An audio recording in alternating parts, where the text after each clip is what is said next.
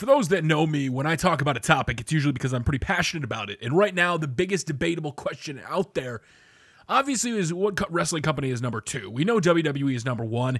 Even with All Elite Wrestling, if they start selling out shows across the country, even if they, get the biggest TV deal that eclipses Fox, WWE is getting paid $2 billion for the TV deal. They're not going anywhere. But when it comes to number 2 in the promotion, if you follow Dave Meltzer and other people, you would know this is a hotly debated question because Ring of Honor has been around a long time. They're a very successful promotion. New Japan has been around a long time. You have Impact Wrestling, who's now been around 15 plus years. So it begs the question when it's stated categorically by Dave Meltzer that, in fact, AEW is the number 2 wrestling company in the country. And for a lot of people, that's kind of hard to take in. It's very hard to understand that a company that's just getting started now, that's only had one sold-out show in the hotbed city of Chicago. You want to talk about scalpers or who bought the tickets? I can't answer that question because that's part of the thing that's fueling this debate, especially with the amount of resale tickets for these events. It's one of the things that the Khans and the Cody Rhodes and the Conrads of the world try to prevent. And I speculated going in that they were probably trying to work on some sort of ticket exchange on the backside because the Khans are very analytical. Tony Khan is a very analytical guy, so he's looking at the numbers the same way Triple H does. Triple H is a very analytical, stat-based guy, kind of like the people over in baseball ruining it, not wanting to sign the big free agents to go for the lower-played people analytically. So when you look at who they have in AEW talent-wise, they have big names, right? You have Jericho, you have Kenny Omega, you have the Young Bucks, all that have created this huge momentum that started from a YouTube show. It really makes you wonder how far Zack Ryder actually could have gone in the WWE. Like how far Zack Ryder could have done spawned from that YouTube show. This wrestling company, it started from more than just, a YouTube show. It started off from 3 guys in the business that had the burning desire and the passion, and you throw Cody Rhodes in there, and it just took you to the next level. So when you say that, AEW is the number 2 company in the world, or in the U.S., I should say, that is a categorically true statement. I don't think that it's false to state that whatsoever. We can debate this back and forth every single day. Ring of Honor runs shows. They do this. They do that. Impact Wrestling has got a TV deal. They don't even have a TV deal yet. Why are we rewarding this? Just think about this simple, just the t-shirt distribution. Hot Topic. They have Hot Topics everywhere. There's a lot of Hot Topics. That's an actual store you can go in to buy merchandise. Besides, other companies like Ring of Honor and Impact or specific superstars, who do you know does that? The Elite pioneered it. Chris Jericho and the Elite, everybody in it pioneered wrestling shirts in Hot Topic and made this a viable channel. And now it's just being built upon even further with AEW. This is something that I think that fans are going to have a hard time understanding, especially when they go towards this TV deal. The Khans have money. That simply makes them right now the number 2 company in the world. I love Impact Wrestling. I love Ring of Honor Television. And yes, they've only had one sold-out show in Chicago. They have a second one that sold out or is coming up with a very high resale ticket price, or not resale ticket price, but a very high percentage of scalper tickets. But for most events, 20 to 30%, according to Meltzer's, is normal. Like that's usually a thing.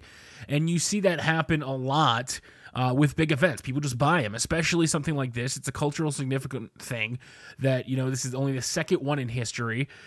Even if you're not a wrestling fan, like a scalper would buy tickets because for a wrestling fan, this is like a dream experience. This could be the start of WCW. This could be the start of something huge.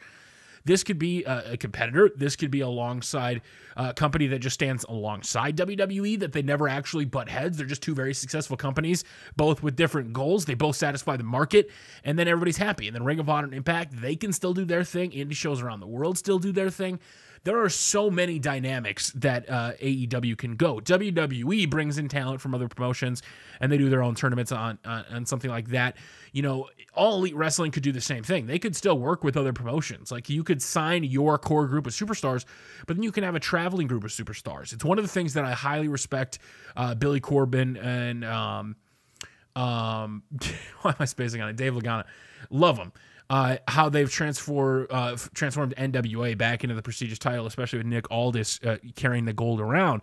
And so carrying around the big gold everywhere and, kind of being that old-timey traveling champion is a big deal. It's the same thing that, WWE is doing now, getting over like the superstars in each country. I think I wrote this back in 2015 or 2016 after Max Landis had his Wrestling Isn't Wrestling thing. I said Triple H is laying his pipes around the world, man. He's just setting up and waiting, and look what's happening. You have NXT UK. It's turning into something big. So it's a rush of, it's not just WWE. WWE's laying the groundwork for this. And then All Elite Wrestling is coming in now. And yeah, they're selling t-shirts, but they've now sold out 2 events that were very popular. They have a fan conference that's alongside with The Undertaker. They've now sold a combined, 20, 30,000 tickets. That's, I'm not trying to take shots here or be like a prick. That is more paying customers than Impact has had combined in the last 2 years. There's nothing wrong with that. I love the wrestlers in Impact Wrestling.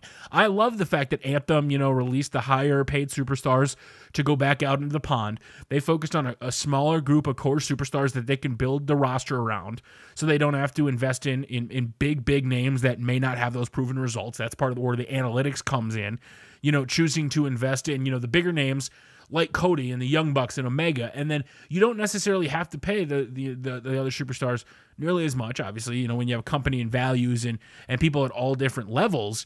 So if you have All Elite Wrestling where this becomes like this revolving door where whether people get signed to them or not, I think that's going to, depend on whether it becomes, in a lot of people's mind, the second biggest company. Once they start to have TV, if they start to have touring shows, because a lot of people still equate, that to live shows. And there's nothing wrong with live shows. Live shows make money. That's how WWE, they funnel the books all year round. They do these live shows. But the money is in the TV deals. The money is in the streaming. The money is in where the content is going to be distributed. And that's where the true success of All Elite Wrestling is going to come from. Because we already know they have big names in pro wrestling. All Elite Wrestling isn't going to fail because they don't have the names or they don't have the buzz. They can provide a different kind of product for wrestling fans. It's going to be up to wrestling fans to decide whether or not that product to them is what they want. Right? Like WWE does everything very corporate. There's a lot of resentment towards that. Just like in the NFL, right? There's the NFL and there's a lot of people that are getting pissed off that it's soft. So what happens? The AAF, hits are allowed. The XFL is coming back because it is a very, very profitable thing to be in, football streaming rights, and then trying to make spinoffs of that. So it's the same thing here with All Elite Wrestling. For you to say that it's only a t-shirt company right now, I think is completely misguided, and I'm going to agree with Dave Meltzer here. You have not only the backing of the Khans, you have a historic dynasty family with Cody Rhodes and everything that his father has done for the business, his drive. He got to soak up all of that dustiness, if I can say it like that.